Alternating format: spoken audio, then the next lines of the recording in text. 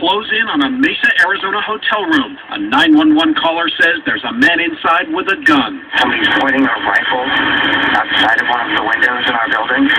Tensions are high. Listen to my instructions, or it's going to become very uncomfortable for you. Moments later, Daniel Shaver comes out of the room. He follows commands to crawl toward officers, begging them not to shoot. But then, Officer Philip Brailsford rapidly pulls the trigger 5 times. He tells investigators he thought Shaver was reaching for a gun. I perceived this as a threat. It was just a scary situation. Shaver did have 2 pellet guns in his room that he used for his pest control job. But in that hallway, the married father of 2 is unarmed. Officer Brailsford is now charged with second-degree murder. A judge blocked the release of the exact moment Shaver is killed, saying it might prejudice potential jurors. Brailsford, who was fired, has pleaded not guilty. A jury will see the entire video when the now former officer goes on trial. Clayton Sandell, ABC News, Denver. Clayton, thank you. When we come back here tonight, the new headline coming in about the Zika virus. Now, let's be honest. Somebody calls the cops to come to a hotel or motel where somebody's shooting a gun, and that SWAT team person only has seconds to react. And it doesn't matter if it's a pellet gun. It doesn't matter if it's a real gun. Nowadays, they make toy guns that look like real guns. So, here's the situation. Why did that person have a gun in the room in the first place? Why did he display that fucking gun? So the thing is,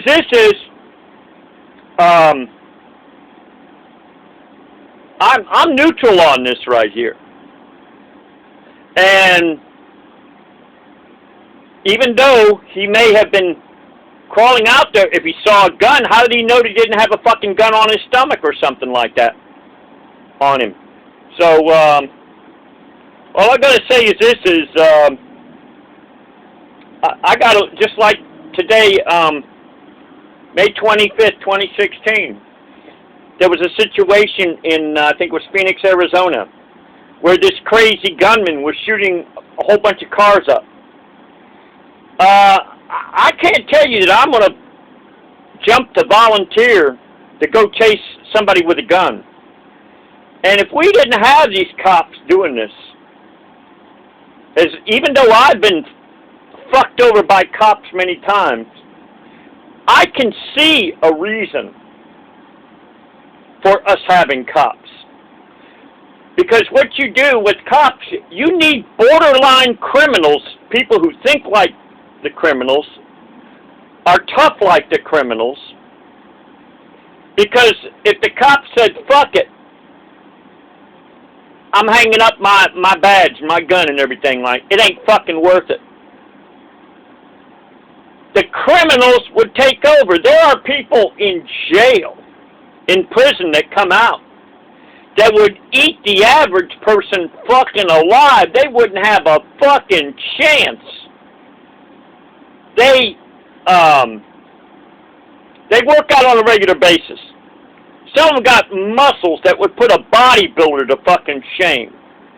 And the thing is this, is if you're a bodybuilder, you don't face potential threats every day like you do when you're in jail or a prison or something like that.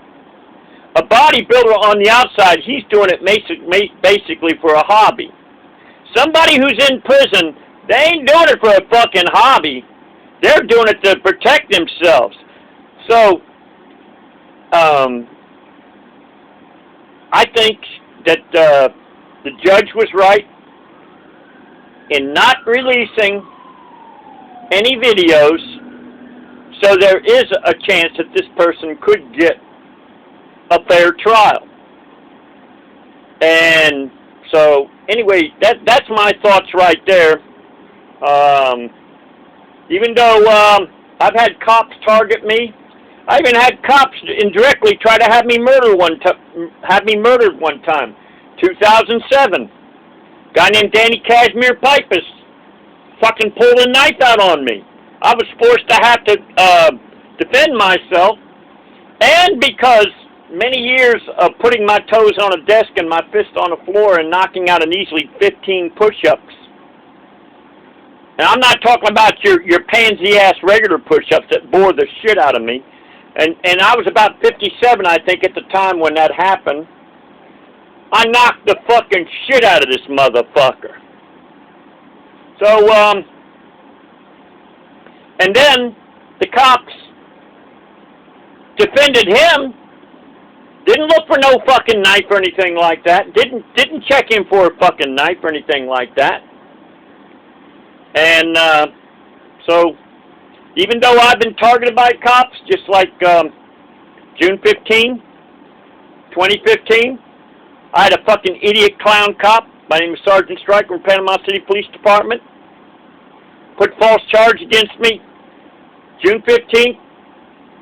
I had to go 6 months attending court appearances. That motherfucker never had to go one fucking time. And then 2003, I had a fucking idiot clown, Jason Williams. The Panama City idiot fucking clown department throw me in jail because I was trying to get him to do something about American Enemy boom car punk motherfuckers. I also got arrested 2011. The year 2011, I got arrested and thrown in jail because I was calling the Bay County Sheriff's Department non-stop, a week straight, non-stop, day after day after day. They used the GPS thing to track me down to find my fucking phone in the woods where I was making the calls. They arrested me.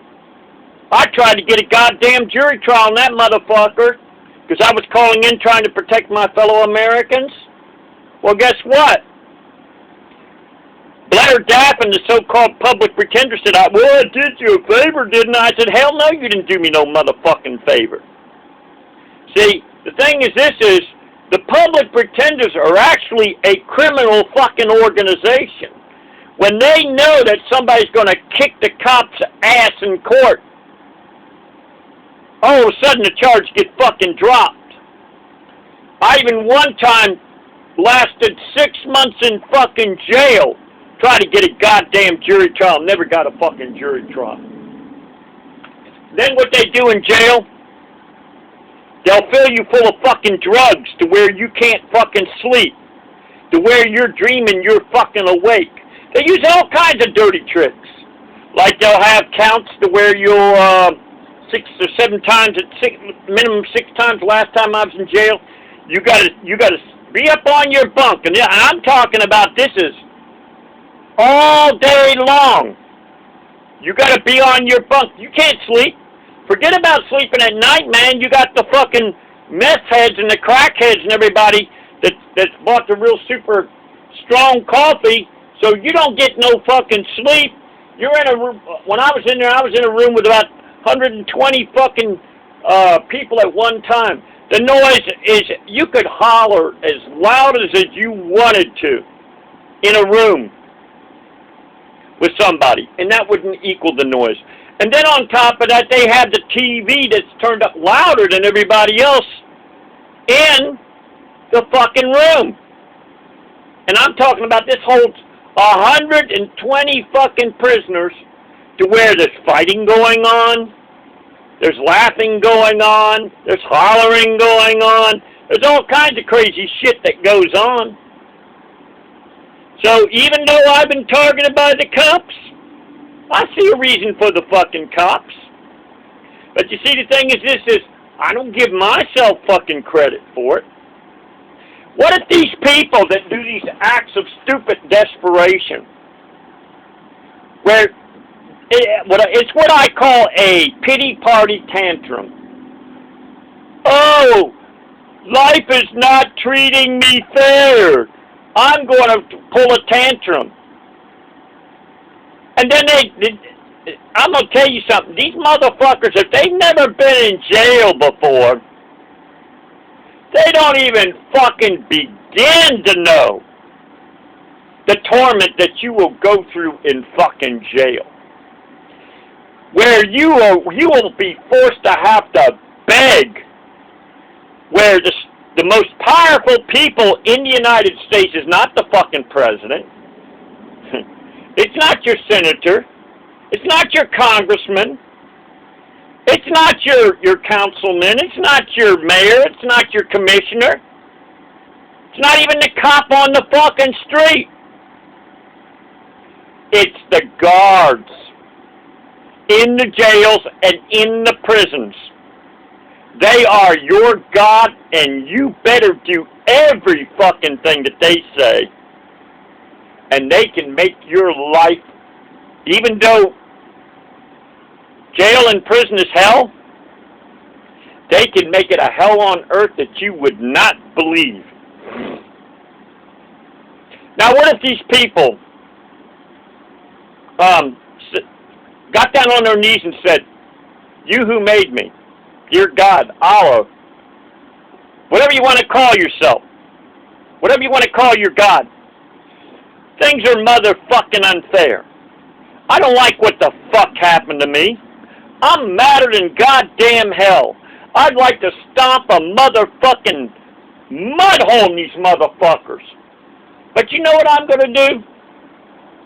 I'm going to get down on my knees and I'm going to humble myself to you, my maker." And just like there's somebody named Egypt Robeson in Bay County, Florida, who murdered her baby, stabbed him in the stomach, and I think she might have been on drugs or something, I don't know, and put it in a suitcase out at Callaway, and then, I don't know what the hell she was on. I don't know what kind of impatient, maybe she was impatient, maybe the baby was crying. But see, here's the thing. Our Maker is there for us to help us when we feel like we can't handle what's going on. And I would just as soon humble myself and get down on my knees and ask my Maker to help me. Because I can tell you right now, there are motherfucking millions of people in fucking jail that are on their knees, that are in cement cells, that are prey to the guards, to the trustees, to the other prisoners, that are begging to God, begging to their Maker, but they chose not to do it on the outside. I would rather get down on my knees and ask my Maker, humble myself to my Maker. Because once you're inside jail or prison, your chances of having things like you did on the outside is next to nothing.